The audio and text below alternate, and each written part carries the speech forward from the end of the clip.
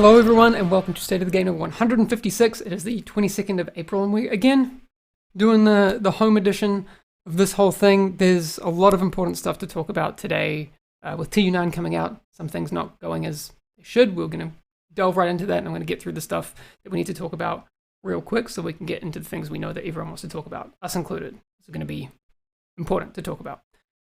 All right, I'm going to bring in Chris and Bruce nice and quickly just to say hello. Let's see if... Oh, guys, can you hear me? Yes, hello. Hear you loud and clear. Fantastic. I mentioned it in the intro before. It's Chris and Bruce's birthday today, both of them. Not twins. You guys do look kind of similar. Yes. No? All right. Sure. But like I said before, I want to get through this stuff really quickly so we can get to the whole M1A stuff, which is going to be very, very important to talk about. TU9 was released yesterday. The patch notes are available on the forums. Mods, if you can put something in chat, a link to those, that'd be great. There are some known issues. If you had Striker knee pads, you would have seen that they were replaced by a level 1 item. Sorry about that. That was fixed last night in an emergency maintenance. There are some existing known issues still. The UI issue related to damage to health on assault rifles is inaccurate on Stadia. Every other platform is okay. Kenley College Technology Laboratory being blocked. We know about that. The Coney Island progression blockers. We're looking into those as well. Firefly skill not launching or sticking to the agent's hand. Turret skills not placing properly and immediately going on cooldown. Some SHD levels not showing in the group UI properly. Shield skills and assault rifles not working together properly all the time. Not being able to start or finish the Angel of Mercy contaminated area as well. We know about all of those, so those are in our known issues lists. I also want to say that these are the priority ones, right? Like, so we know about other ones, and you guys are sending over videos and screenshots. That's really helpful. But these are the ones that are high priority for us, especially on the progression blockers. We know that they affect the manhunt as well for Coney Island, for example.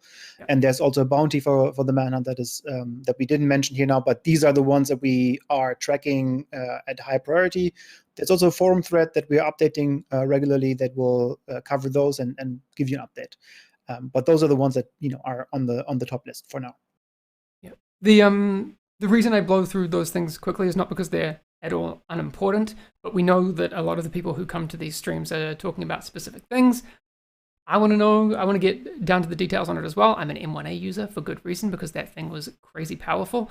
I know, Chris, you are talking to people as we speak about what's going on with that situation as well. So you might be getting some messages throughout the stream as well, correct? All right, cool. Yes. So I think it's better if Chris and Bruce, our birthday boys, get to the bottom of what happened. Can I pass over to you, Chris? Or Bruce, out of it? Yeah, I mean, I can start off with our side, right? So, I'm part of the team that does the communication. So, the community team does the patch notes and all that stuff. And we made the mistake that we didn't include the M1A nerf. The reason for that doesn't really matter. We just didn't do it. I do want to point out that it wasn't on purpose. It doesn't make sense for us, as you said in the intro, to try to hide such a nerf for one of the most popular weapons. Like, nobody believes that we would get away with that. That's not the case. Again, the exact details on why we dropped the ball there doesn't really matter. We're going to improve some of the processes internally to not make that mistake again. But then we also, of course, saw the general reaction to the nerf itself, the amount of the nerf, and then, of course, we have Bruce on, and I'll segue over to Bruce now, who said something else. So there's obviously also confusion that we added by just us talking on State of the Game. So I think Bruce can talk about the balance aspect on that, maybe. Yeah, I mean, honestly, we should probably just go or start with, like, how did we arrive here, right? Yeah. I think that's worth addressing. For the sake of transparency and being honest and owning up to our mistakes. So at some point months ago in 2019, the M1A was buffed. I think it was around TU 6 or 7.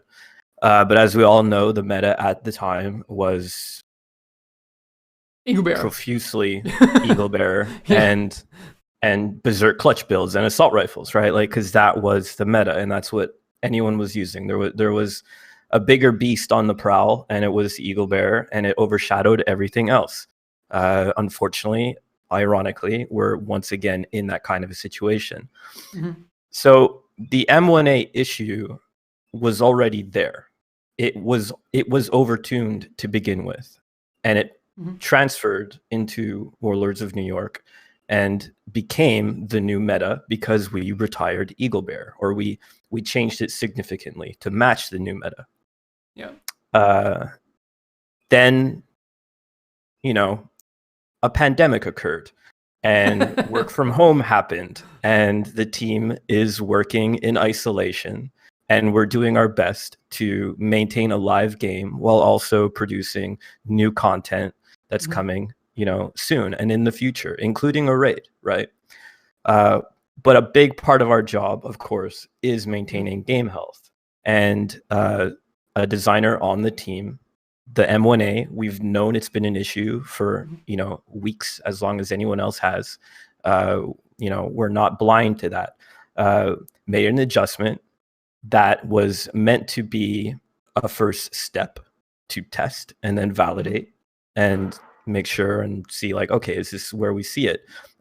Unfortunately, that never happened because, again, we're working under somewhat extraordinary circumstances, and things tend to fall through the cracks, and we make human errors. That's just a fact.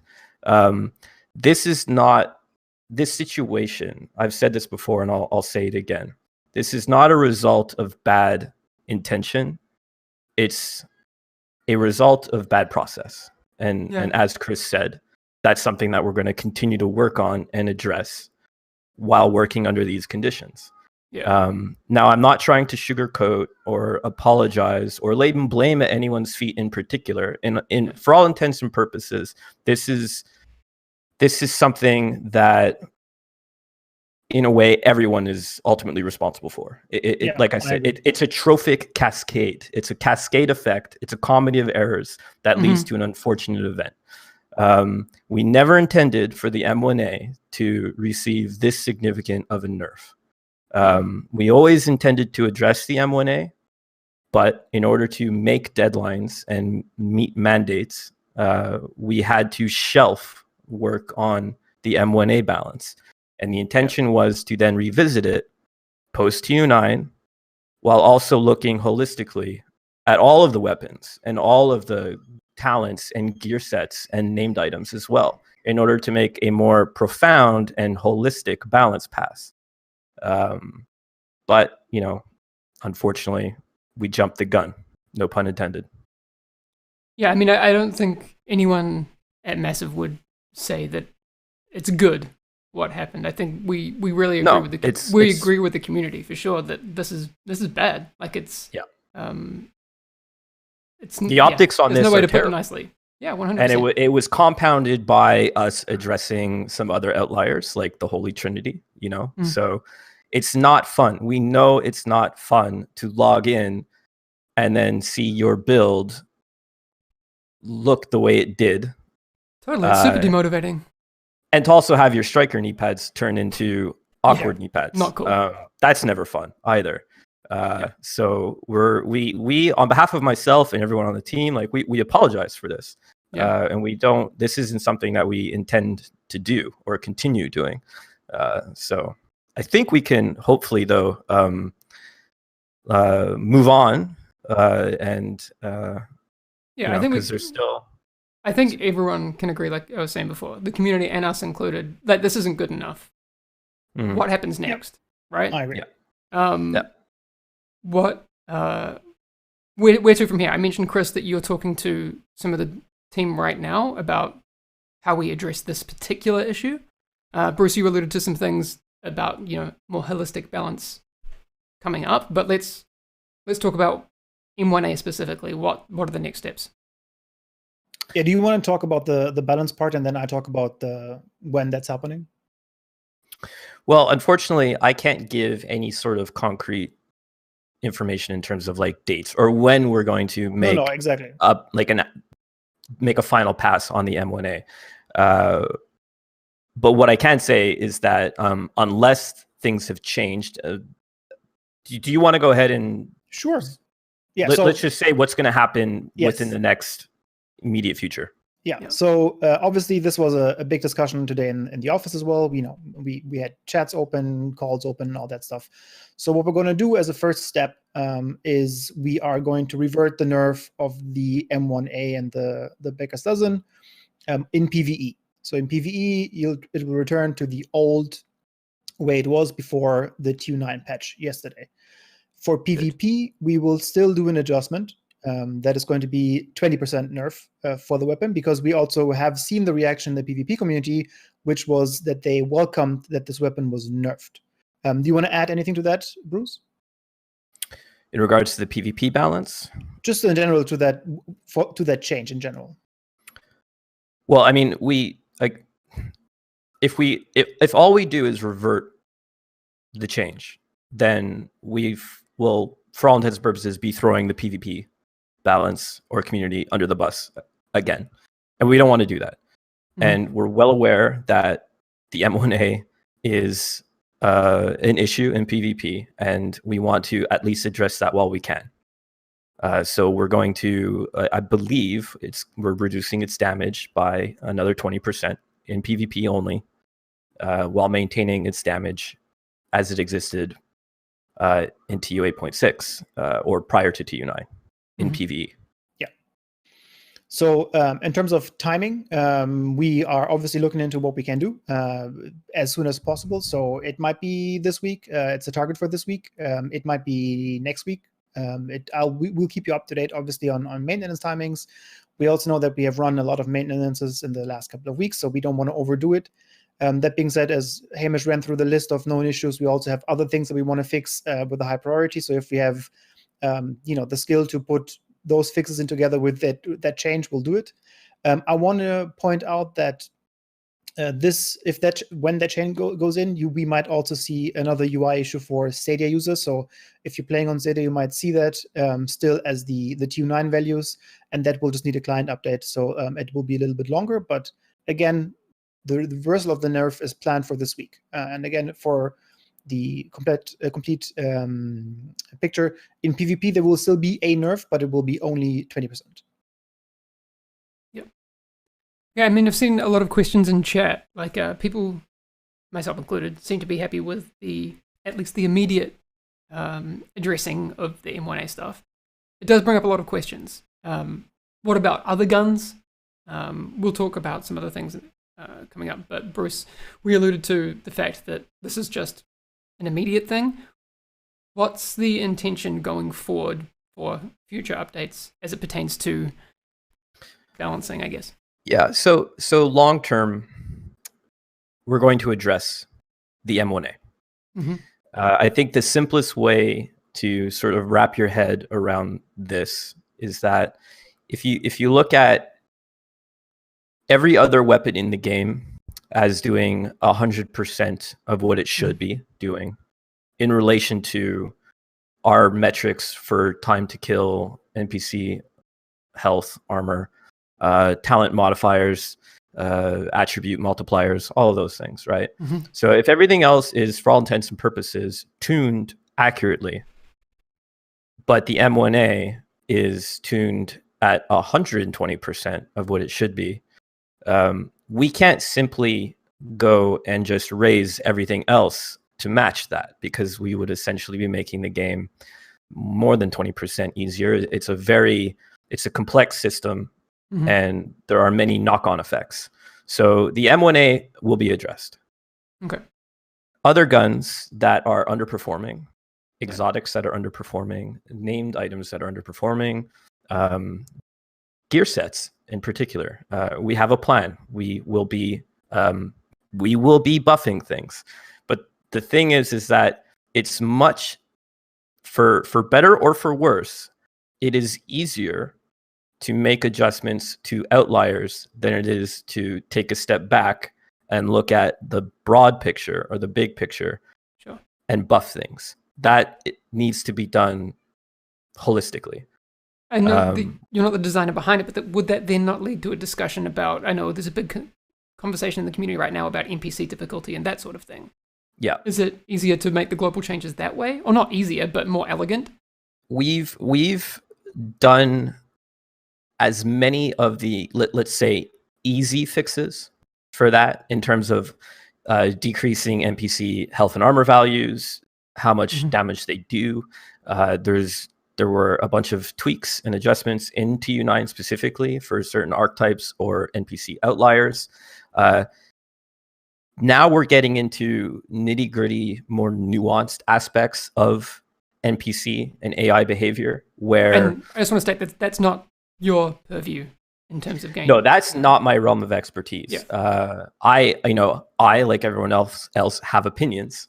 And Same. there are definitely certain things that are, pain points or outliers in terms of the NPCs and what they do and how they behave and how they interact with each other that are still not necessarily ideal.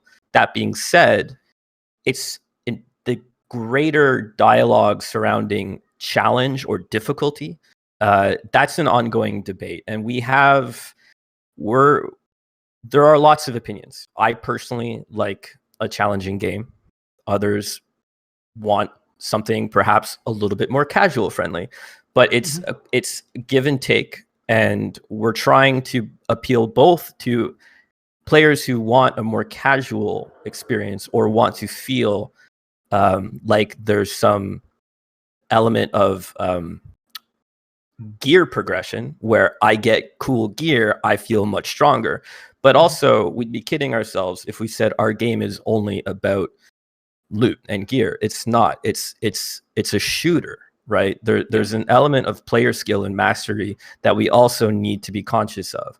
So simply making gear ultra powerful and letting you run amok is going to ruin the experience for a quite significant part of our player demographic that likes a challenge and wants to be get sweaty and test themselves against really challenging content. So it's a balancing act, and we're going to continue to work at it in order to try to make everyone as happy as possible. But keep in mind, like we have a raid coming out. There's another I was just raid bring that up. Yeah, I think coming out, right? Yeah, there needs to be a high water mark. There needs to be a summit to climb, right? So we need to be conscious of that. Of that specifically, I just want to say, because I've seen questions about this already in chat and all that last week as well, and we didn't say anything. So on the raid date, nothing has changed. It's still planned to be in the calendar of spring. So if you Google Northern Hemisphere spring, you'll see a date range, and that's where we are still planning to do this. Nothing has changed in terms of how we approach this. The raid is still planned to be free for everybody who owns the Division 2. But as Bruce says, like the balance that we're doing now and that is, planned to come for not only the M1A, but other items will affect the rate. So we also are very, very aware that whatever we're doing now also affects that summit, right? So the holistic approach is really, really important, not only for the current game, but also what's coming afterwards. Yeah. Cool. And then let's just quickly talk about, like, okay, we said like we want to do this and that, and we want to have a more holistic approach. What does it mean in terms of timeline, right? So again, as Bruce said, I think 2 weeks ago, like we're looking at things after TU9. So TU9 is now here. We do want, we're currently working on things, and we do want to do more work on balance, and that includes other things as well. Like I know that Nikki is looking at containers and all that purple loot stuff and all that stuff, but that's not something that we can do within like weeks, right? So it's not a quick fix. It's not something that we can do just like putting some code lines in there. So the current target date, and I say target date very pronounced because that's might be changing, is June. So in June we're looking at a larger balance pass for not only difficulty but also loot and all that stuff. Again, some things might shift. Some, for example, we might have some balance things going in and some other not going in, but we'll keep you up to date on that. But just to give you a rough time frame, is what we're currently targeting. Yep, cool. I did have one other thing I wanted to bring up. I got a little bit bored of rifles, so I made a skill build. Yeah. Ooh, the send-off. That's Dunzo. What happened? So the send off, the optics on this aren't great. Again, but as we all know, in TU8 or Warlords of New York, we removed holstered talents from the game. We didn't want to support them, and we wanted to go in a new direction. Rooted was a holstered talent. The send off, the named version, had a perfectly, or had the named version of that talent, and it unfortunately could be, we redesigned the send off to have a huge range increase, to sort of cool. Play with the fantasy of the Keltec of that shotgun. One of its cool factors is that you can load it with buckshot or slugs, at the same time. So we're like, hey, what if this shotgun has really crazy range? That's fun. That's cool. And that's what we chose to replace Rooted with.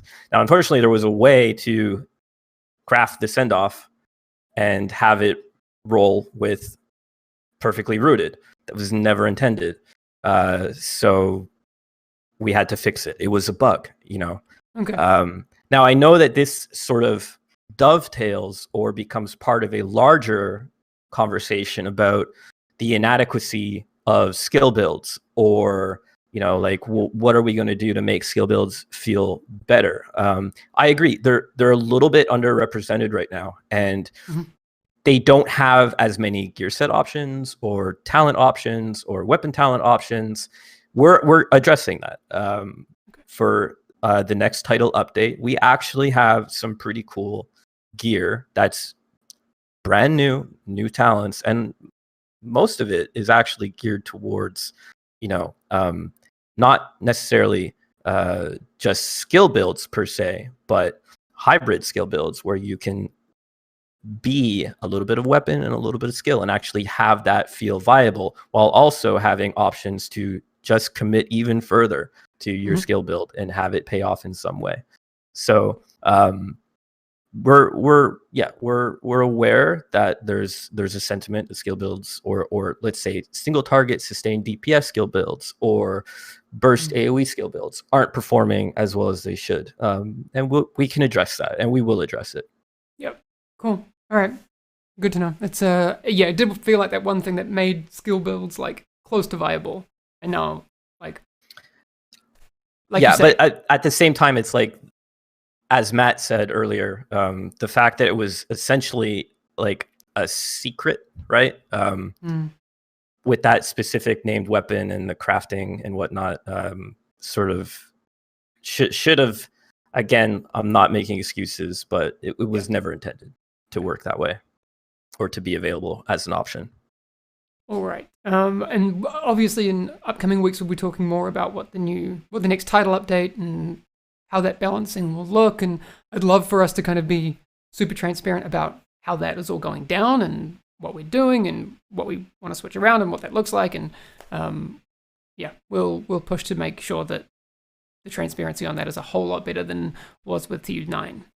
Yeah, absolutely. But before we go on that, I just do want to say, like, again, we're sitting here in Discord. That also means that if we want to be more transparent, we want to be better. That doesn't necessarily mean that every week we will have all the details. And I just want to manage expectations there, because we just have to wait until some things are also done and approved and all that stuff. So keep that in mind. Again, we will try our hardest to be as transparent on these changes as possible and as soon as possible, but we are all still at home, so that's keep cool. that in mind. I know these streams are kind of difficult for everyone. Maybe I'm a masochist, but like for me, these are not, I wouldn't say the most fun streams, but I think they're the most meaningful streams to do. Like, it's really easy to do a stream when it's about, I don't know, showing off cool new shiny shit, but I don't know, coming here and talking with the community and being as transparent as possible. I just want to thank you two over there for showing up, because it's not easy, but it's mega important, because I don't know. I know people come and chat and they're like, let's get the popcorn and that sort of thing. But I hope you know that we want to make sure that we do better. So we're here and we will continue doing these things. We always have. And we will until, I don't know, Doomsday? I don't know, the Rapture? Like, I don't know. Okay, moving on. So, on that topic, I mean, it's a big topic. Is there anything else you guys want to address? I mean, if there are any more questions that you see in chat, feel free to stop and let us know. So I know that Johan and Chris, you guys had prepared some sort of like hot topic community questions. We've addressed some of them already. I don't know if you want to go through that. I'm happy to answer what I can. Yeah, I think it makes sense because we gathered them, and I think there's a couple of good answers in there, especially also on the philosophy behind exotics and best in slot and stuff like that. I think that's one of those where I really love to hear what you wanted to say, because your explanation, I think, is really good to explain what we think is best in slot and how exotics fit in that. Yeah, absolutely. And we can also probably take a moment to talk about True Patriot and why we are why it was adjusted. But on the topic of exotics, so I'm trying to find the question or the exact right. So if I believe there was a wording issue in the email, but if exotics are not meant to be best in slot items, why do some still feel so unimpactful even after the changes? Well, the thing here is that exotics are meant to actually feel like potentially best in slot items. They just require you to engage with the exotic talent. And if you can make a build around that, then that weapon in particular, at least mathematically, is best in slot at doing what it's meant to do. It's a little bit more nuanced, obviously, because not every exotic is about doing damage, right? And there's some more niche roles. And there are absolutely some underperforming exotics that aren't up to snuff and should be better. And the last time I was on State of the Game, we talked about this, and TU9 had, let's say, some of what we plan to do or how we want to address exotics in the near future. And we absolutely do intend on buffing some because, they're not quite where we want them to be. There's no, that's no secret.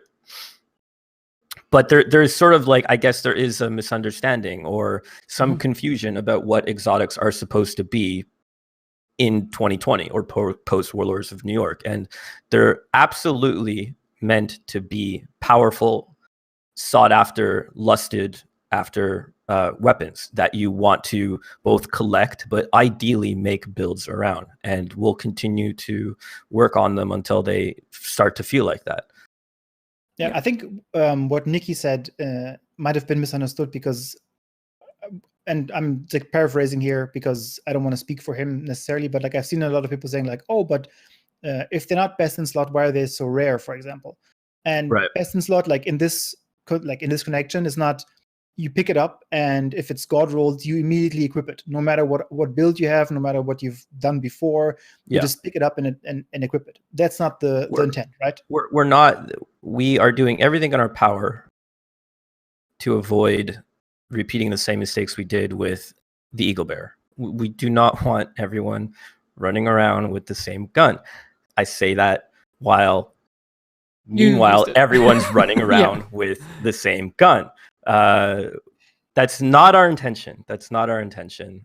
It's just a bit unfortunate. And like I said at the beginning of this State of the Game, the M1A, this nerf and now rollback, it's not a result of poor intention or bad intention. Please give us try to give us the benefit of the doubt, and believe us when we say we do have a plan, and we have a pretty good idea of what we want the game to be, and how we want it to play, and how you guys want us to make it play as well. Like we're listening and we're working hard at that. Yeah. Okay. Cool. I think Cool. the second one that you also brought up is like the True Patriot. Before we move on, I think that's it's a good topic because it's on the topic of PvP versus PvE nerfs and how we balance those. Yeah. So I've seen a lot of conversation around the True Patriot nerf, and that it stemmed from us attempting to address PvP imbalance and then therefore compromising, the PvE aspect of it. That's not the case at all. The True Patriot heal or repair is just overtuned. It was mathematically, once again, depending on how you built, if you stacked the incoming repairs and you were really, taking advantage of that gear set, it was far and above more effective at healing than even a dedicated healing build could be. And that was never the intention. True Patriot it's the Bard. It's meant to make the enemy worse and make you a little bit better, right? It's a force multiplier effect. It was never meant to be both the tankiest gear set and most survivable through sheer sustainability, right? And that was never intended. But there were also some unfortunate bugs with the gear set where the white debuff repair wasn't applying to teammates. That's been addressed. So now the gear set is working as it should. It's working in terms of numbers numerically as it was intended. And it's still quite powerful. Like if you want, you can still stack the incoming repairs and have a heck of a lot of armor and self-sustain. It's still an option. It's just not far and away above anything else that was achievable in terms of healing or self-sustained by other means. Okay. Cool. If you're just tuning into the stream now, we have talked a lot about some of the balancing and particularly focused on the M1A, the things that happened on yesterday when the update came out for TU9. Chris, can you just remind people of what they can expect in the coming short timeline as is going to happen with that? Yeah, so that's why I'm looking down. So if chat is wondering why I'm looking down, so I'm looking at my laptop here. I unfortunately don't have a final date for this yet, but what we're going to do is we're going to unnerf the M1A and the biggest dozen. So the nerf will be reverted for PvE. So there will be the same damage as it was before TU9. For PvP, we will do an adjustment of minus 20%. So it will be half of the nerf that we've seen with TU9. That means in PvP, and again, we think it's the right choice because PvP players were quite happy with the nerf to do that. So there's two different values basically for PvE and PvP. The plan is to roll this out this week. Exact timings to be done. Again, we have a couple of other high priority issues that we want to get fixed as well, and we don't want to spam you with maintenances again, even if we have to. So I will give you an update on when that's happening, but it's hopefully this week. Okay, cool. We're running late, but that's okay because it's very, very important that we talk about these things. I do actually, I always try and look for the glass half full things when shit hits the fan. I was watching Macho's stream a bit earlier, and obviously in the void that was left open by the M1A nerf, there have been some pretty creative builds popping up. I know Macho was running a pretty bonkers pistol build today, so there are other things out there, and if people are either bored of the M1A or looking for other things, there are some other things out there. So just want to shout out Macho, go over to his YouTube channel. There absolutely are. I'm sorry. Oh, you're sorry, eh? Sorry, eh? So sorry. There are absolutely viable builds outside the M1A, but I get it, or we get it. It's difficult to want to use other things when the M1A is just so powerful and so efficient. And when the game, at the end of the day, is about clearing content as quickly and efficiently as you can, then it makes perfect sense why you would continue to run the M1A. But I watch streams of, and I play the game myself, and I watch people of all skill levels play, and I'm always impressed because there's variety out there, and while it might not necessarily be the most optimal or optimum way to play the game, it's refreshing to see that there is variety and viability out there outside the M1A. Yeah, I mean, I was actually starting to put together a Diamondback build today when I saw the reduced damage from my M1A. I was like, okay, maybe there's something there. But yeah. Anyway, we've talked about that a lot. Yeah, I think one thing that I've seen in chat as well, and we had it in the community questions too, and we talked about this extensively in the past, so I think it makes sense to just talk about it right now as well, is on the three pieces, like the Hollow Man's Mask, the Fox's Prayer, and all that stuff. They receive different kind of nerfs and changes. Maybe you can talk about that as well, Bruce, just on that intention. Absolutely. Again, it's never fun to nerf things, but something to keep in mind, and I hope this helps sort of helps you guys see things from our point of view. Those attributes in particular, damage to health, damage to armor, and damage to targets out of cover, like those are I just saw Hamish's cat briefly. No, she's she's about to walk over the laptop that you guys are on Discord, so we'll see what happens. Don't turn us off, kitty. Those are multiplier effects. They're a lot more powerful than your standard attribute like crit chance or headshot damage. And they were, once again, overtuned. They were a lot higher than they should have been. And while, yes, arguably they're somewhat niche, you're not always shooting a target with just a health bar or an armor bar or someone who's out of cover. Those items were just so far and above the best in slot that under all circumstances, you put them on, you fire and forget, and you're good to go.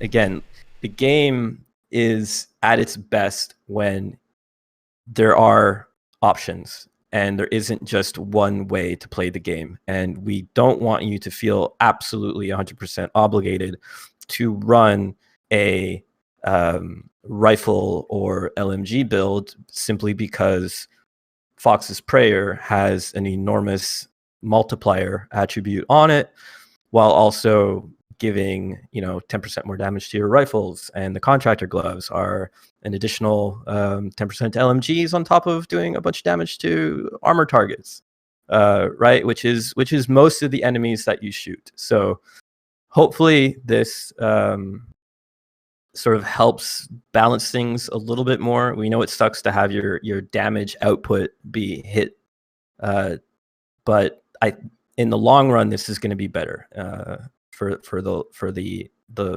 integrity of the game and its game health. Yeah. Okay.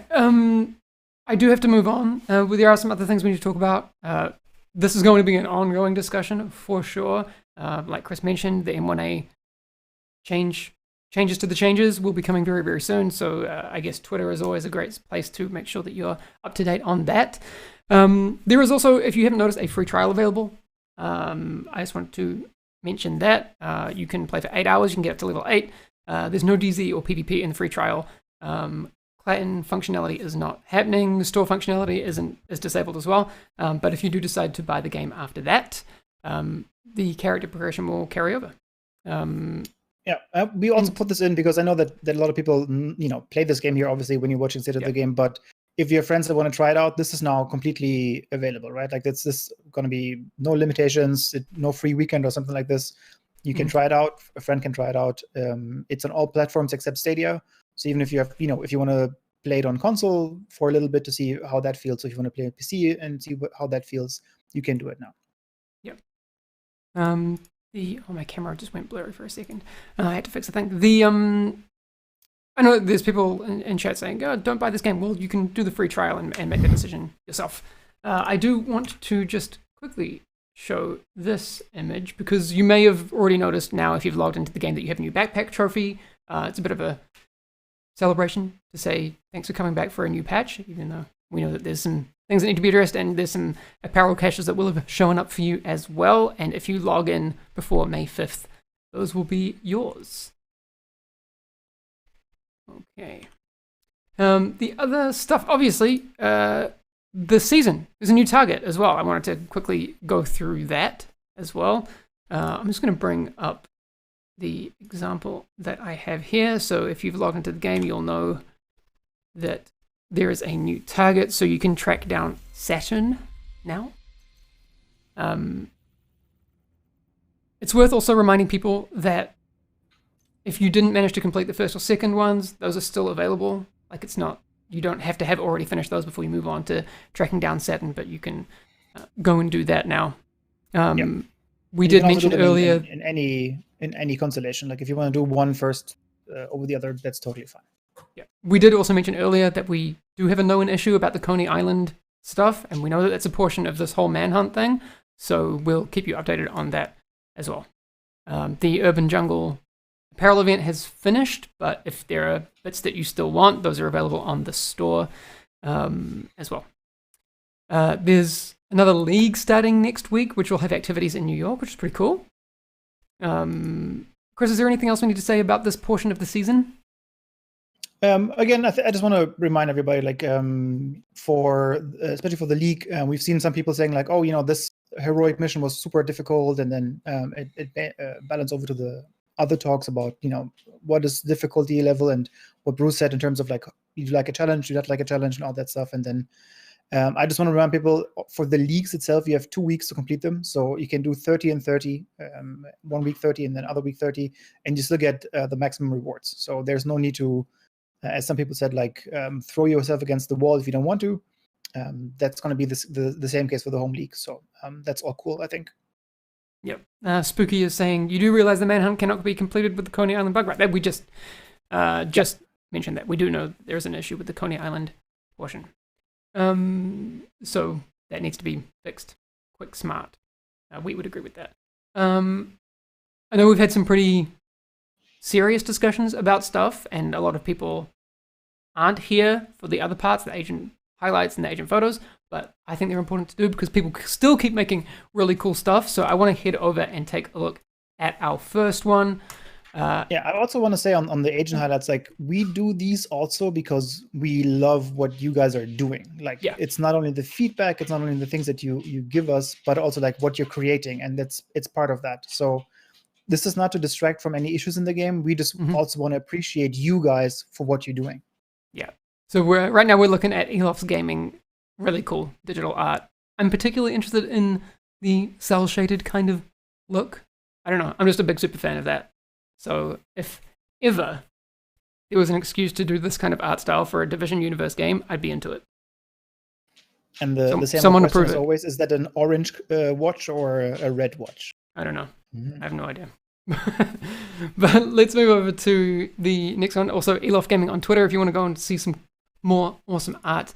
But over in Idia, this really cool, I guess it's like polymer modeling clay. In New Zealand, we called it, like, I think the brand name is Fimo. I don't know where it is in the rest of the world, but that is certainly far better than anything I've ever made in my life out of clay. Really, really cool.